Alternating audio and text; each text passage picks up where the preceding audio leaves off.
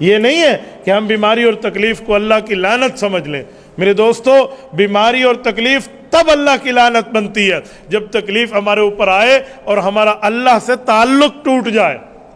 اگر تکلیف آئے اور اللہ سے تعلق برقرار رہے تو کبھی بیماری نہیں ہے، وہ اللہ کی نعمت ہے۔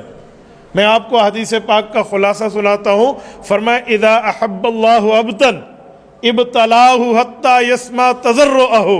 کچھ لوگ ہوتے ہیں جنہوں نے دعائیں مانگی ہوتی ہیں، اللہ مجھے یہ اچھائی دنیا میں آخرت میں یہ مقام دے دے، تو اس کے لیے ترتیبیں ہیں۔ یا تو بندے نے مجاہدہ کیا ہوا ہو، یا اس کی نیکیاں اور ایمان کے معاملات اس جگہ پہ ہوں کہ وہ وہاں جا کر پہنچے تو پہنچ جاتا ہے۔ اور اگر ایسا نہ ہو تو اللہ تعالیٰ پھر اس کی دعائیں قبول کرتے ہیں، اس کو کسی نہ کسی تکلیف میں مبتلا فرما کر۔ اس تکلیف کی وجہ سے رب کی رحمت خاصہ ڈائریکٹ متوجہ ہوتی ہے اور وہ اس کو اس مقام تک پہنچا دیتی ہے جو اس نے مانگے، اور یہ بغیر مجاہدے کے وہاں پر پہنچ چکا ہوتا ہے۔ تو کئی تکلیفیں ایسی ہیں۔ دیکھیں، تکلیف نہ لعنت ہے نہ تکلیف رحمت ہے، حالات کو دیکھیں گے۔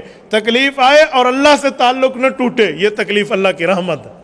اور تکلیف آئے اور اللہ سے تعلق ٹوٹ جائے، تکلیف آئے اور اپنے مولا کو ناراض کرنا بندہ شروع کر دے، تو اس کا معنی ہے یہ اللہ کی طرف سے ہمارے اوپر لعنت اور زحمت بن کے آئی ہے، یہ رحمت نہیں ہے۔ تو میرے دوستو، اس حدیث پاک کے الفاظ کا ترجمہ ہے اذا احب اللہ عبدا، کہ بندے اور اللہ کی محبت کا ایک عالم یہ بھی ہے، ابتلا، اسے کسی نہ کسی آزمائش میں، بیماری میں، تکلیف میں اللہ تعالیٰ مبتلا کر دیتے ہیں۔ کیوں؟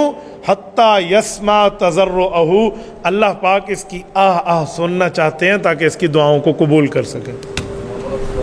بعض اوقات ہم وہ مجاہدہ اور طاقت اپنے اندر نہیں رکھتے جو دعا مانگ بیٹھتے ہیں، اللہ مجھے یہ دے دے، تو وہ دعائیں تو کسی ترتیب پہ جا کے ملتی ہیں، تو وہ کسی نہ کسی بیماری میں بندہ مبتلا ہو جاتا ہے، کسی نہ کسی تکلیف میں بندہ مبتلا ہو جاتا ہے۔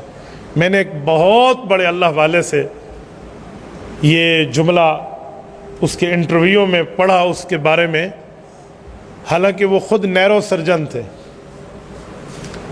تو وہ کہتے ہیں کہ میں 44 سال سے کمر کی درد میں، بیک بون پین میں مبتلا ہوں، حالانکہ وہ خود نیرو سرجن ہے، وہ اسی بیماری کا معالج ہے، اس کو پھر بھی یہ تکلیف ہے۔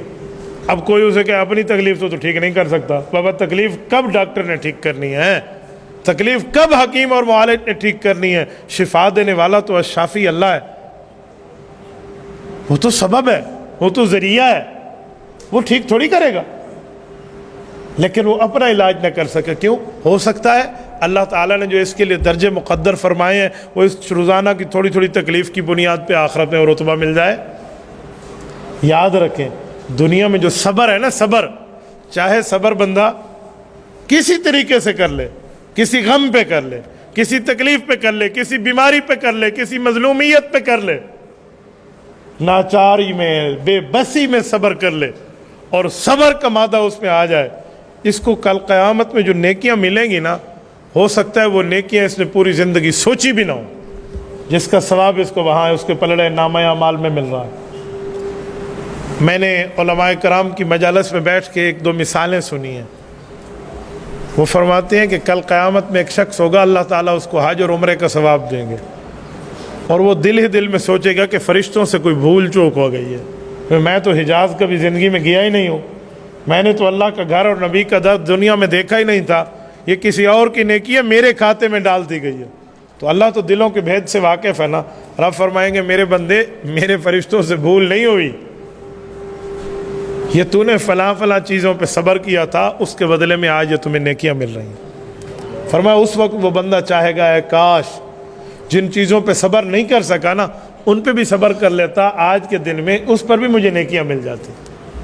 اور اسی میں شامل ایک وہ شخص بھی ہے جو دنیا میں دعائیں مانگے اور اس کو اپنی قبولیت دعا کی نظر نہ آئے کہ پتہ نہیں یہ دعائیں میری قبول ہو رہی ہیں یا نہیں ہو رہی، تو قبول ہو جاتی ہیں لیکن اس کی ترتیب بدل جاتی ہے۔ کیا؟ بعض اوقات دعا مانگتے ہیں تو وہی چیز مل جاتی ہے، اور بعض اوقات اس کے بدلے میں کبھی عمر بڑھا دی جاتی ہے، کبھی بدبختی ختم کر دی جاتی ہے، کبھی رزق بڑھا دیا جاتا ہے، کبھی اولاد کی زندگی میں برکات دے دی جاتی ہیں، نہیں تو آخرت میں جو کوئی عذاب ملنا ہوتا ہے، اس دعا کے صدقے اس عذاب کی تکلیف کو ہٹا دیا جاتا ہے۔